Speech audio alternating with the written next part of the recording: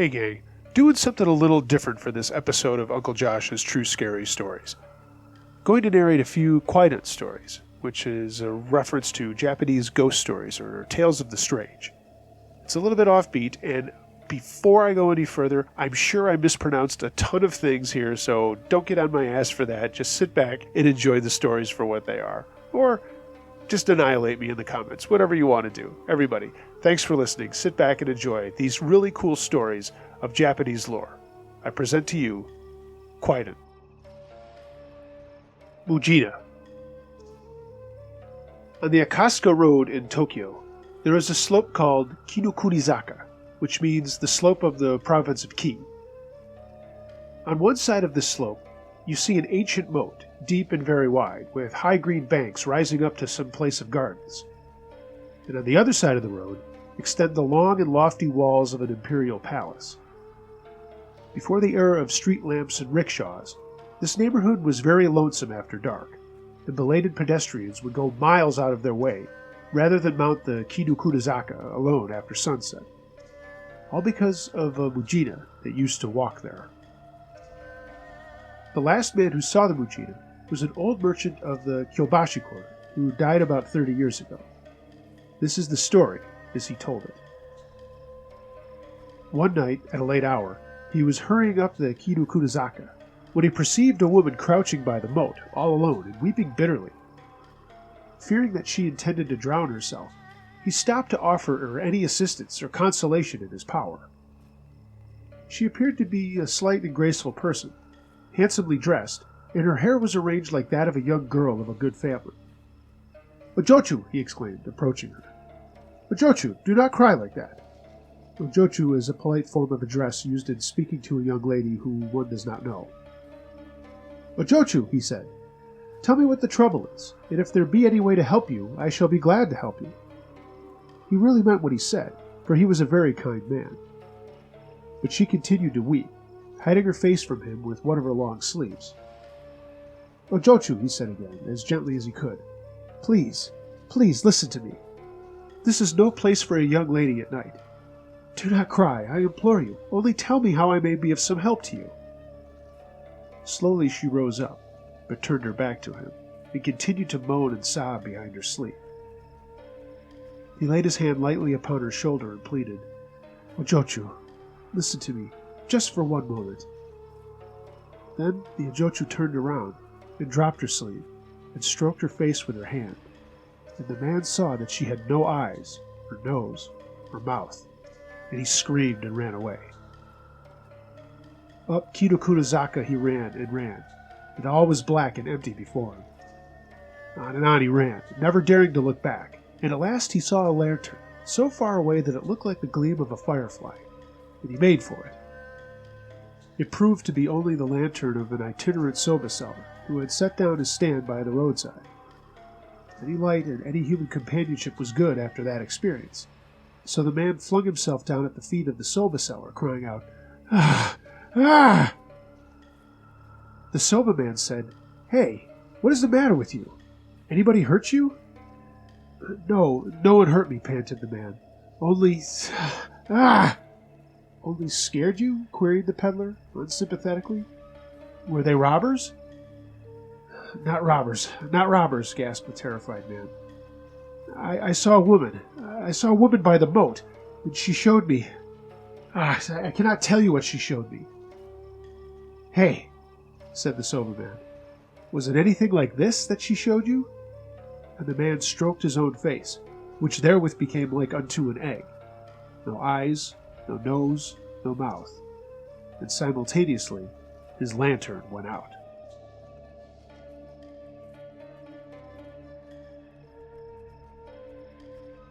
Riki-Baka. His name was Riki, signifying strength, but the people called him Riki the Simple, or Riki the Fool, Riki-Baka, because he had been born into perpetual childhood. For the same reason, they were kind to him, even when he set a house on fire by putting a lighted match to a mosquito curtain and clapped his hands for joy to see the blaze. At 16 years, he was a tall, strong lad, but in mind he remained always at the happy age of 2, and therefore continued to play with very small children. The bigger children of the neighborhood, from 4 to 7 years old, did not care to play with him because he could not learn their songs and games.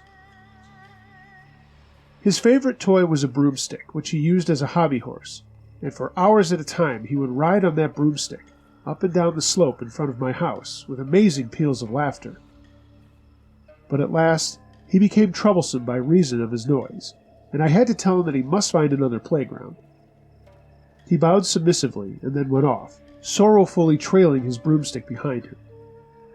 Gentle at all times, and perfectly harmless if allowed no chance to play with fire, he seldom gave anybody cause for complaint. His relation to the life of our street was scarcely more than that of a dog or a chicken, and when he finally disappeared, I did not miss him. Months and months passed by before anything happened to remind me of Riki. "What has become of Riki?" I then asked the old woodcutter, who supplies our neighborhood with fuel. I remembered that Riki had often helped him to carry his bundles. "Riki-Baka?" answered the old man. "Ah, Riki is dead, poor fellow. He died nearly a year ago, very suddenly. The doctor said that he had some disease of the brain, and there is a strange story now about that poor Riki. When Riki died, his mother wrote his name Riki-Baka in the palm of his left hand, putting Riki in the Chinese character and Baka in kana, and she repeated many prayers for him, prayers that he might be reborn into some more happy condition. Now, about 3 months ago, in the honorable residence of Nanagashi-sama in Kojimaki, a boy was born with characters on the palm of his left hand, and the characters were quite plain to read, Riki-Baka. So the people of that house knew that the birth must have happened in answer to someone's prayer, and they caused inquiry to be made everywhere. At least a vegetable seller brought word to them that there used to be a simple lad called Riki-Baka living in Ushigomi Quarter, and that he had died during the last autumn, and they sent 2 manservants to look for the mother of Riki. Those servants found the mother of Riki and told her what had happened, and she was exceedingly glad, for that Nanagashi house is a very rich and famous house. But the servants said that the family of Nanagashi-sama were very angry about the word Baka on the child's hand.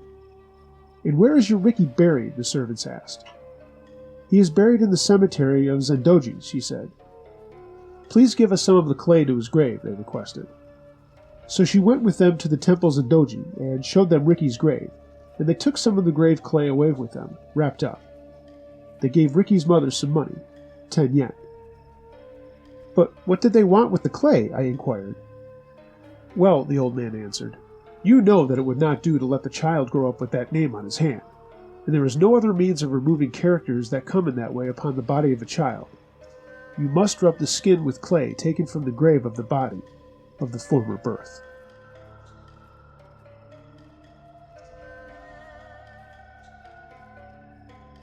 Oshidori.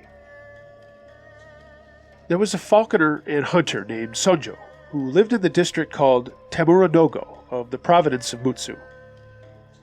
One day he went out hunting and could not find any game, but on his way home, at a place called Akanuma, he perceived a pair of Oshidori, mandarin ducks. They were swimming together in a river that he was about to cross. To kill Oshidori is not good, but Sonjo happened to be very hungry, and he shot at the pair. His arrow pierced the male, and the female escaped into the rushes of the further shore and disappeared. Sonjo took the dead bird home and cooked it. That night he dreamed a dreary dream. It seemed to him that a beautiful woman came into his room and stood by his pillow and began to weep. So bitterly did she weep that Sonjo felt as if his heart was being torn out while he listened. And the woman cried to him, "Why, oh why did you kill him? Of what wrong was he guilty? At Akanuma we were so happy together, and you killed him. What harm did he ever do you? Do you even know what you've done? Do you know what a cruel, what a wicked thing you've done? Me too you have killed, for I will not live without my husband. Only to tell you this I came." Then again she wept aloud, so bitterly that the voice of her crying pierced into the marrow of the listener's bones, and she sobbed out the words of this poem. "At the coming of twilight, I invited him to return with me, now to sleep alone in the shadow of the rushes of Akanuma. Ah, what misery unspeakable! After uttering these words, she exclaimed, Ah, you do not know, you cannot know what you have done. But tomorrow, when you go to Akanuma, you will see. You will see. So saying, and weeping very piteously, she went away. When Sanjo awoke the next morning, this dream remained so vivid in his mind that he was greatly troubled. He remembered the words, But tomorrow, when you go to Akanuma, you will see, you will see. And he resolved to go there at once, that he might learn whether his dream was anything more than a dream. So he went to Akanuma, and there, when he came to the riverbank, he saw the female Oshidori swimming alone. In the same moment, the bird perceived Sanjo, but instead of trying to escape, she swam straight towards him, looking at him all the while in a strange fixed way. Then, with her beak, she suddenly tore open her own body and died before the hunter's eyes. Sanjo shaved his head and became a priest.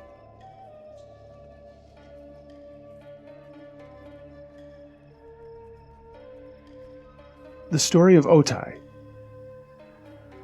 A long time ago, in the town of Niigata, in the province of Ekizen, there lived a man called Nagao Chosei. Nagao was the son of a physician and was educated for his father's profession. At an early age he had been betrothed to a girl called O-Tei, the daughter of one of his father's friends. Both families had agreed that the wedding should take place as soon as Nagao had finished his studies, but the health of O-Tei proved to be weak, and in her 15th year she was attacked by fatal consumption. When she became aware that she must die, she sent for Nagao to bid him farewell. As he knelt at her bedside, she said to him, Nagao-sama, my betrothed, we were promised to each other from the time of our childhood, and we were to have been married at the end of this year. But now, I'm going to die. The gods know what is best for us. If I were able to live for some years longer, I could only continue to be a cause of trouble and grief for others. With this frail body, I could not be a good wife, and therefore even to wish to live for your sake would be a very selfish wish. I am quite resigned to die, and I want you to promise that you will not grieve. Besides, I want to tell you that I think we shall meet again. Indeed, we shall meet again, Nagao answered earnestly, and in that pure land there will be no pain of separation. Nay, nay, she responded softly. I meant not the Pure Land. I believe that we are destined to meet again in this world, although I shall be buried tomorrow. Nagao looked at her wonderingly and saw her smile at his wonder. She continued in her gentle, dreamy voice, Yes, I mean in this world, in your own present life, Nagao-sama, providing indeed that you wish it. Only for this thing to happen, I must again be born a girl and grow up to womanhood. So you would have to wait. 16 years, that is a long time. But my promised husband, you are now only 19 years old. Eager to soothe her dying moments, he answered her tenderly. To wait for you, my betrothed, were no less a joy than a duty. We are pledged to each other for the time of 7 existences. But you doubt? She questioned, watching his face. My dear one, he answered, I doubt whether I should be able to know you in another body under another name, unless you can tell me of a sign or token. That I cannot do, she said. Only the gods and the Buddhas know how and where we shall meet. But I am sure, very, very sure, that if you be not unwilling to receive me, I shall be able to come back to you. Remember these words of mine. She ceased to speak, and her eyes closed. She was dead. Nagao had been sincerely attached to O-Tei, and his grief was deep. He had a mortuary tablet made, inscribed with her Zokyumyo, and placed the tablet in his butsudan, and every day set offerings beside it. He thought a great deal about the strange things that O-Tei had said to him just before her death, and in the hope of pleasing her spirit, he wrote a solemn promise to wed her if she could ever return to him in another body. This written promise he sealed with his seal, and placed it beside the mortuary tablet of O-Tei. Nevertheless, as Nagao was an only son, it was necessary that he should marry.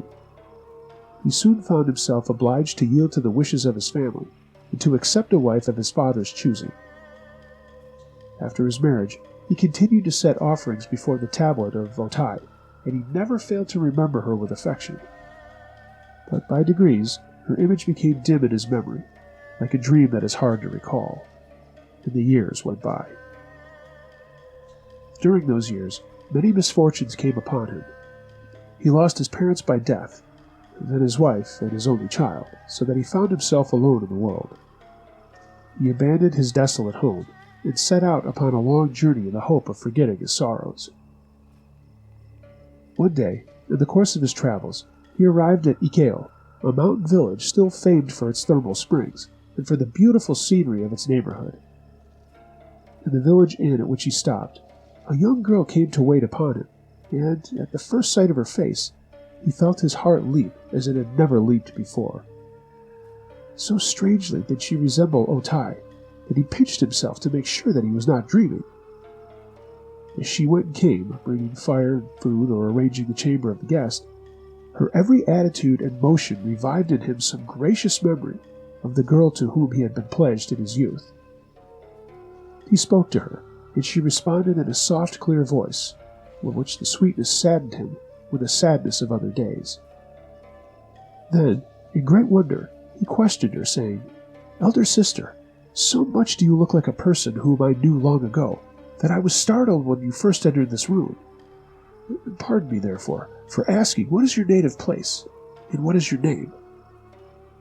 Immediately, and in the unforgotten voice of the dead, she thus made this answer: "My name is O-Tei, and you are Nagao Chose of Ekigo, my promised husband. 17 years ago I died in Niigata, and then you made in writing a promise to marry me if I could ever come back to this world in the body of a woman. You sealed that written promise with your seal, and put it in the butsudan beside the tablet inscribed with my name. Therefore, I came back." As she uttered these last words, she fell unconscious. Nagao married her, and the marriage was a happy one. But at no time afterwards could she remember what she had told him in answer to his question at Ikkyo. Neither could she remember anything of her previous existence. The recollection of the former birth, mysteriously kindled in the moment of that meeting, had again become obscured, and so thereafter remained.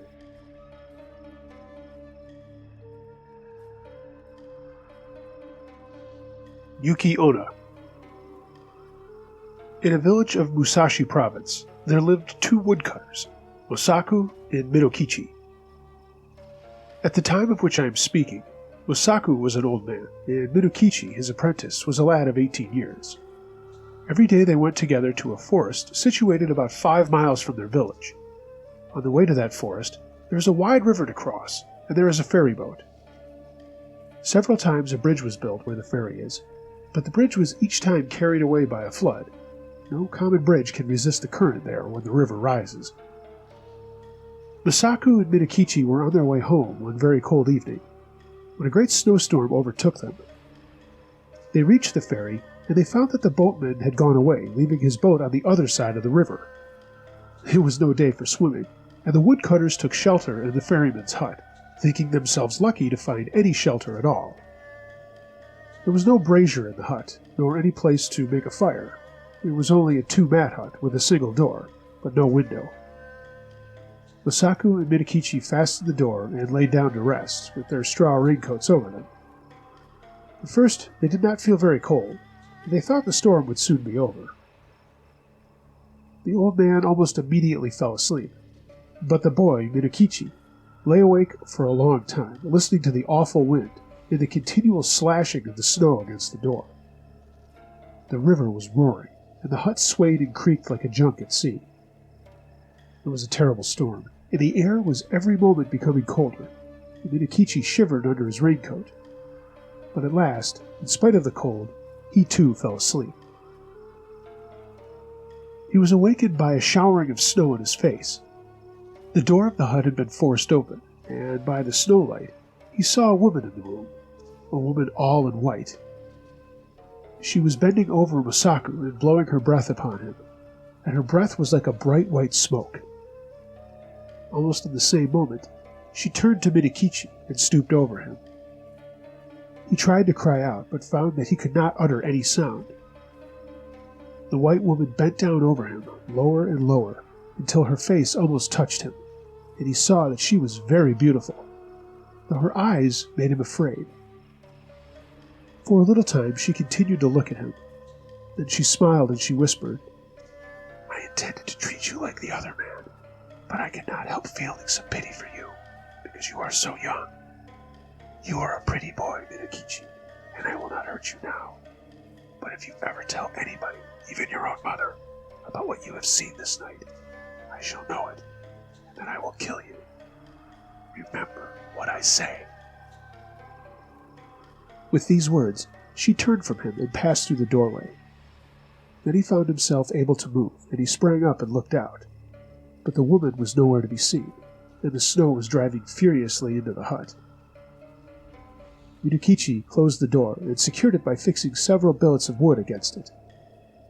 He wondered if the wind had blown it open. He thought he might have been only dreaming, and might have mistaken the gleam of the snowlight in the doorway for the figure of a white woman, but he couldn't be sure. He called to Masaku, and was frightened because the old man did not answer. He put his hand out in the dark and touched Masaku's face, and found that it was ice. Masaku was stark and dead.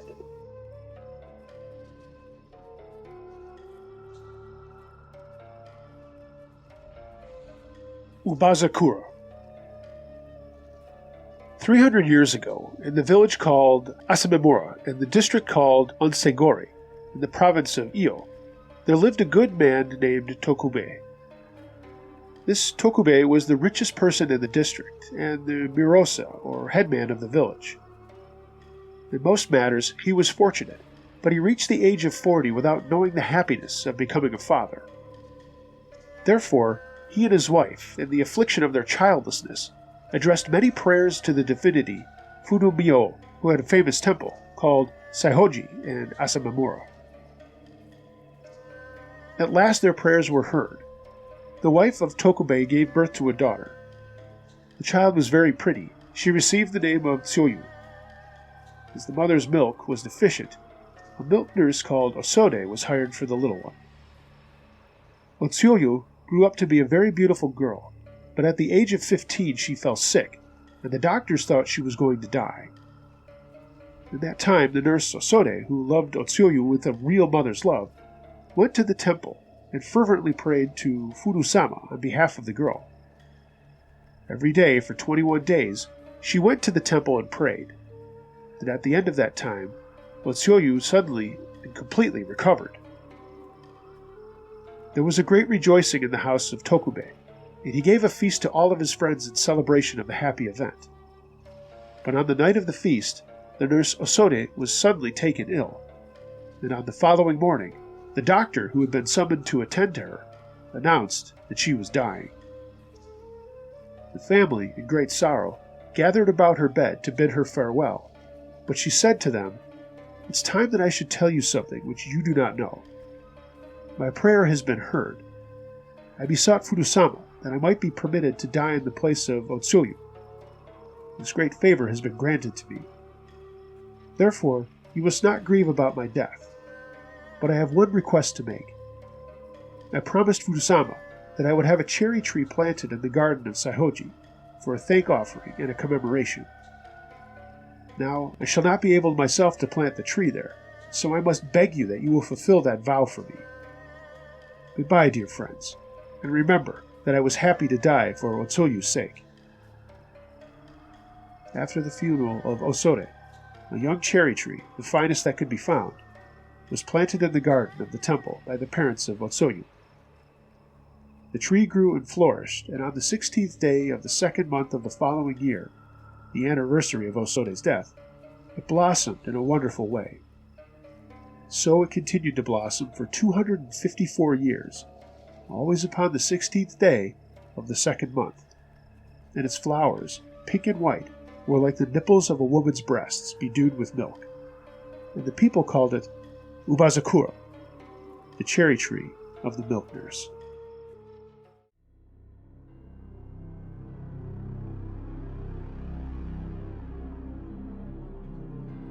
Hey gang, thanks for listening to Uncle Josh's True Scary Stories. I hope you enjoyed this episode, even though it was a little bit different from what I normally do. Hey, sometimes you gotta step out of the box. Please like, share, and subscribe to this channel. And if you would like your scary story narrated here, email Uncle Josh, truescarystories@gmail.com. I read them all. Follow me on social media. All the links to that are in the description below. And if you want to take it one step further and support the channel, all you need to do is go to my website, truescarystories.net. Click on the button that says support and become a patron. For as little as $1 a month, you get access to content that no one else hears and early access to the things that I do upload to YouTube. Everyone, be excellent to each other. And until next time, be wary of things that go bump in the night. It could be anything. A ghost, a monster, or the guy next door.